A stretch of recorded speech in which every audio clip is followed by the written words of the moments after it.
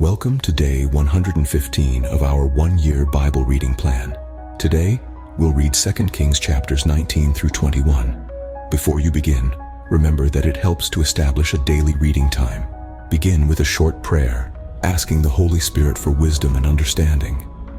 Always read for understanding and to hear from God, not just to finish today's reading. Please like, subscribe, and share this video to bless someone else. Now let's begin. 2 Kings chapter 19, verse 1. When King Hezekiah heard this, he tore his clothes and put on sackcloth, and went into the temple of the Lord. He sent Eliakim the palace administrator, Shebna the secretary, and the leading priests, all wearing sackcloth, to the prophet Isaiah, son of Amoz. They told him, "This is what Hezekiah says. This day is a day of distress and rebuke and disgrace, as when children come to the moment of birth, and there is no strength to deliver them. It may be that the Lord your God will hear all the words of the field commander, whom his master the king of Assyria has sent to ridicule the living God, and that he will rebuke him for the words the Lord your God has heard. Therefore, pray for the remnant that still survives." When King Hezekiah's officials came to Isaiah, Isaiah said to them, "Tell your master, this is what the Lord says. Do not be afraid of what you have heard, those words with which the underlings of the king of Assyria have blasphemed me.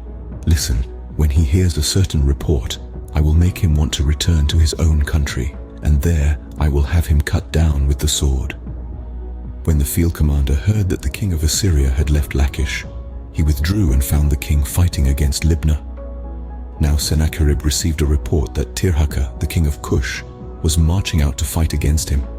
So he again sent messengers to Hezekiah with this word. Verse 10. "Say to Hezekiah, king of Judah, do not let the God you depend on deceive you when he says, Jerusalem will not be given into the hands of the king of Assyria. Surely you have heard what the kings of Assyria have done to all the countries, destroying them completely. And will you be delivered? Did the gods of the nations that were destroyed by my predecessors deliver them? The gods of Gozan, Haran, Rezeph, and the people of Eden who were in Tel Assar? Where is the king of Hamath or the king of Arpad? Where are the kings of Lair, Sepharvaim, Hena, and Eva?" Hezekiah received the letter from the messengers and read it. Then he went up to the temple of the Lord and spread it out before the Lord. And Hezekiah prayed to the Lord, "Lord, the God of Israel, enthroned between the cherubim, you alone are God over all the kingdoms of the earth. You have made heaven and earth. Give ear, Lord, and hear. Open your eyes, Lord, and see. Listen to the words Sennacherib has sent to ridicule the living God. It is true, Lord, that the Assyrian kings have laid waste these nations and their lands. They have thrown their gods into the fire and destroyed them. For they were not gods but only wood and stone, fashioned by human hands. Now, Lord our God, deliver us from his hand, so that all the kingdoms of the earth may know that you alone, Lord our God." Verse 20. Then Isaiah son of Amoz sent a message to Hezekiah. "This is what the Lord, the God of Israel, says. I have heard your prayer concerning Sennacherib king of Assyria. This is the word that the Lord has spoken against him.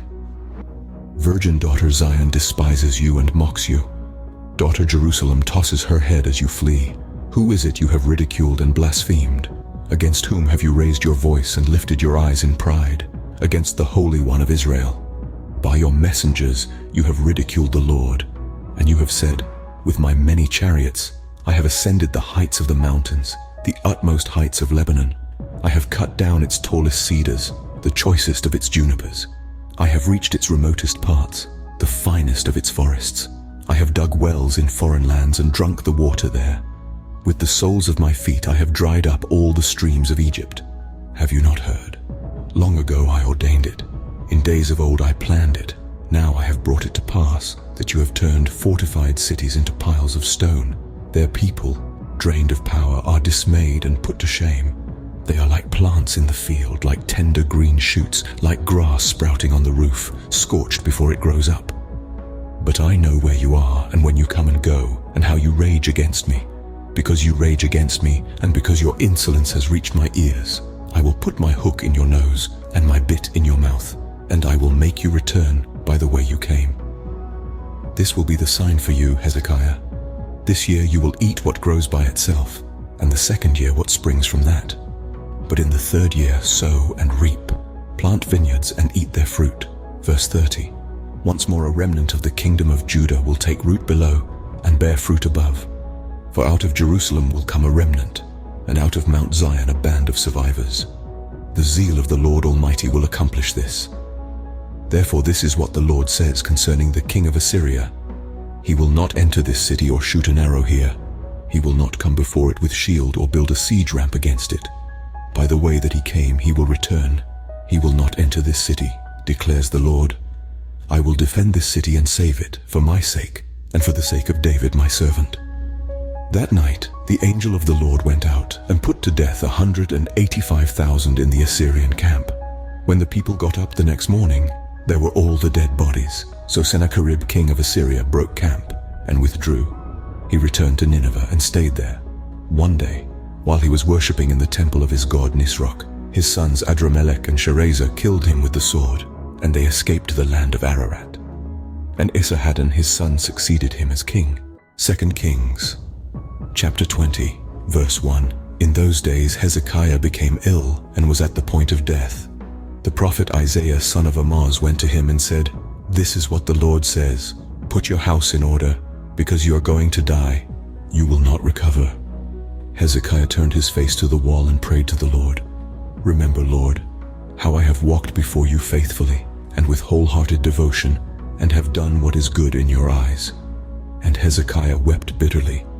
Before Isaiah had left the middle court, the word of the Lord came to him, Go back and tell Hezekiah, the ruler of my people, This is what the Lord, the God of your father David says, I have heard your prayer and seen your tears. I will heal you. On the third day from now, you will go up to the temple of the Lord. I will add 15 years to your life, and I will deliver you and this city from the hand of the king of Assyria. I will defend this city for my sake and for the sake of my servant David. Then Isaiah said, Prepare a poultice of figs. They did so and applied it to the boil, and he recovered. Hezekiah had asked Isaiah, What will be the sign that the Lord will heal me, and that I will go up to the temple of the Lord on the third day from now? Isaiah answered, This is the Lord's sign to you, that the Lord will do what he has promised. Shall the shadow go forward 10 steps, or shall it go back 10 steps? Verse 10. It is a simple matter for the shadow to go forward 10 steps, said Hezekiah. Rather, have it go back 10 steps. Then the prophet Isaiah called on the Lord, and the Lord made the shadow go back the 10 steps it had gone down on the stairway of Ahaz. At that time, Marduk-Baladan son of Baladan king of Babylon sent Hezekiah letters and a gift, because he had heard of Hezekiah's illness. Hezekiah received the envoys and showed them all that was in his storehouses, the silver, the gold, the spices, and the fine olive oil, his armory, and everything found among his treasures. There was nothing in his palace or in all his kingdom that Hezekiah did not show them. Then Isaiah the prophet went to King Hezekiah and asked, What did those men say, and where did they come from? From a distant land, Hezekiah replied. They came from Babylon. The prophet asked, What did they see in your palace?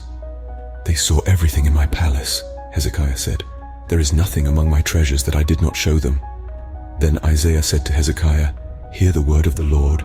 The time will surely come when everything in your palace and all that your predecessors have stored up until this day will be carried off to Babylon. Nothing will be left, says the Lord, and some of your descendants, your own flesh and blood who will be born to you, will be taken away, and they will become eunuchs in the palace of the king of Babylon.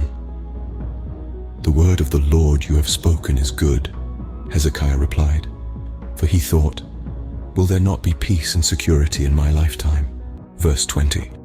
As for the other events of Hezekiah's reign, all his achievements, and how he made the pool and the tunnel by which he brought water into the city, are they not written in the book of the annals of the kings of Judah? Hezekiah rested with his ancestors, and Manasseh his son succeeded him as king. 2 Kings chapter 21 verse 1. Manasseh was 12 years old when he became king, and he reigned in Jerusalem 55 years. His mother's name was Hephzibah. He did evil in the eyes of the Lord, following the detestable practices of the nations the Lord had driven out before the Israelites. He rebuilt the high places his father Hezekiah had destroyed. He also erected altars to Baal and made an Asherah pole, as Ahab, king of Israel, had done. He bowed down to all the starry hosts and worshipped them. He built altars in the temple of the Lord, of which the Lord had said, "In Jerusalem I will put my name." In the two courts of the temple of the Lord, he built altars to all the starry hosts. He sacrificed his own son in the fire, practiced divination, sought omens, and consulted mediums and spiritists. He did much evil in the eyes of the Lord, arousing his anger. He took the carved Asherah pole he had made and put it in the temple, of which the Lord had said to David and to his son Solomon, "In this temple and in Jerusalem, which I have chosen out of all the tribes of Israel, I will put my name forever. I will not again make the feet of the Israelites wander from the land I gave their ancestors, if only they will be careful to do everything I commanded them, and will keep the whole law that my servant Moses gave them." But the people did not listen. Manasseh led them astray, so that they did more evil than the nations the Lord had destroyed before the Israelites. Verse 10.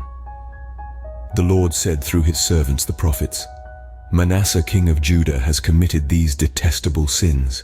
He has done more evil than the Amorites who preceded him, and has led Judah into sin with his idols. Therefore this is what the Lord, the God of Israel, says.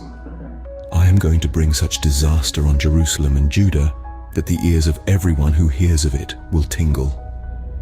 I will stretch out over Jerusalem the measuring line used against Samaria, and the plumb line used against the house of Ahab. I will wipe out Jerusalem as one wipes a dish, wiping it and turning it upside down. I will forsake the remnant of my inheritance and give them into the hands of enemies. They will be looted and plundered by all their enemies. They have done evil in my eyes and have aroused my anger from the day their ancestors came out of Egypt until this day.